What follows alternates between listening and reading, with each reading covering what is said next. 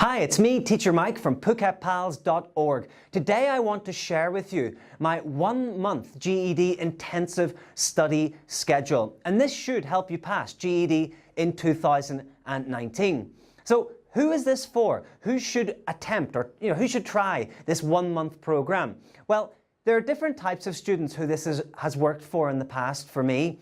The first type of student is someone who has been in formal education, traditional schooling, and has left for whatever reason. It could be financial, it could be social, maybe they just don't like it anymore, and they want to get a high school diploma. They come to Phuket Pals, they ask about GED, and then we often put them on these intensive programs, and they would have to do something like it is on the board here. Other reasons people might do this are that perhaps they've been homeschooled all their life, and they need to get their high school diploma, and they want an intensive squeeze at the end of their homeschooling to get their US high school equivalency diploma. This would suit them as well. The third type of student who benefits from what's behind me are students perhaps who are running out of time for university entrance, for example, and they need a real squeeze at the end of their study to push them towards their GED goal. So that's it. So I break it into the different weeks, week 1, then week 2 and 3, and week 4 at the bottom here. And let me just take you through each week and explain what you need to do if you want to attempt this. Now before we do, it is very, very, very intensive. Let that be your warning, okay? If you are not fully committed to this, it's not going to work, okay? So you need to have the correct mindset going into this, that forget about the next month, I am focused and I'm going to be very consistent with my study and my approach, okay? So in week 1, the first thing you need to do is take a GED Ready test. I've talked about these before in previous videos and on my blog. You go to GED.com and you book a GED Ready test. This costs you about $6 US per subject area, and they're fantastic. It looks like the real test, it feels like the real test, it gives you instant feedback and a score at the end of the test and tells you how likely you are on a scale to pass the GED test. It also, as I said, gives you feedback, so it'll tell you the skill areas for that particular subject that you need to improve upon. And this is invaluable information. You can learn a lot from it. And what you do is you note your weaknesses. So you look at the GED Ready feedback and you write these things down. You look at the feedback. As I said before, if it's in RLA, perhaps one of your weaknesses is something like determining the main idea of the paragraph or determining the author's purpose for writing a paragraph. Well, you'll write down these weaknesses and then you can find resources that will help you sharpen those particular skills and iron out the problems that you have and push yourself much closer to your GED success. Now, you also need to focus on not only the skills, as we just touched on, but also the content areas of the test which you are struggling with. So if it's in social studies, maybe you're struggling a little bit with US history, or if it's in the mathematics test, maybe you're struggling with algebra. Okay, if it's in the RLA test, maybe it's fiction passages or whatever, okay? Make a little note on your paper which of these areas and content areas of each subject you want to focus a bit more on, and then find the correct questions and content online that will help you get through that. The next thing is make a study schedule.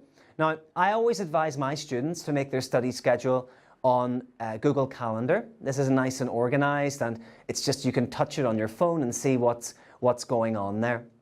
Okay, so you can do it on paper if you want, it doesn't really matter. But in there, you need to organize your day. As I've said in previous videos, you need a content review, okay? So you need to review content from exam GED prep books. I recommend the McGraw-Hill book, which I'll put a link for below this video. The McGraw-Hill book takes you through the content quite well and quite concisely and gives you the kind of key overviews that you need, okay? Also, you should do your speed reading practice. In the previous video, I talked about how to improve your IELTS reading speed. I'll put a link below this video for that. Okay, you need to incorporate the speed reading practice daily into your schedule. All right. The third is questions from practice tests. Now, the internet is awash. It's full of these questions. Not all of them are 100% valid or reliable, but most of them kind of focus on skills that you will need. So you need to also incorporate some of that, this practice questions into your practice for each subject area as well. Okay, so that's content review, and you can do that from books like McGraw-Hill. Speed reading practice, again, see the previous video for the techniques to do that.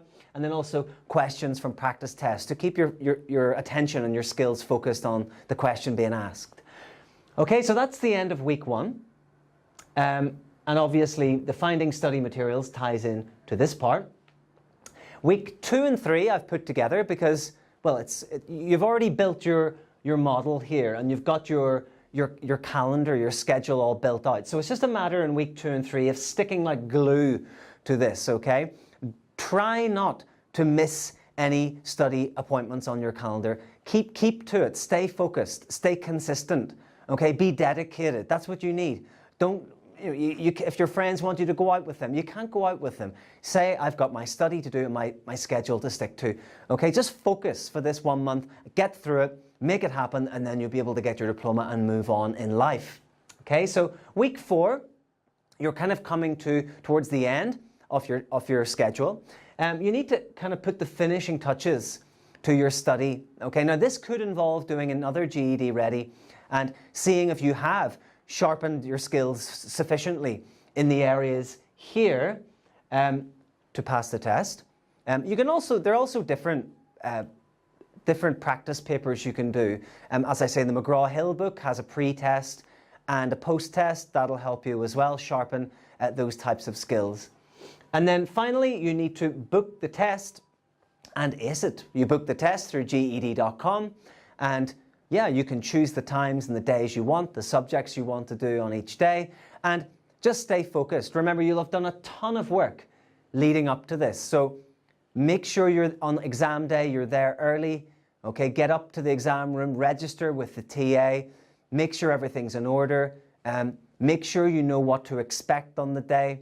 Okay, remember, you can't bring pens and paper in there. You have to use the erasable noteboard. You can't bring a watch in. You can't bring your phone in. You can't bring a calculator in. So make sure with the maths test you know how to use the specific calculator. And you can find out about that just by searching on Google. Just type in GED mathematics test calendar, and it'll give you, you can find demos online of how to use that calculator. Okay, so that's everything. That is the 1 month intensive study schedule. I hope it works for you. Please let me know if you do this and find it successful. I'll be continuing to do this with my students here at Phuket Pals, and so will our other teachers. So thank you for listening and have a good day. That's all from me, Teacher Mike from phuketpals.org. Thank you.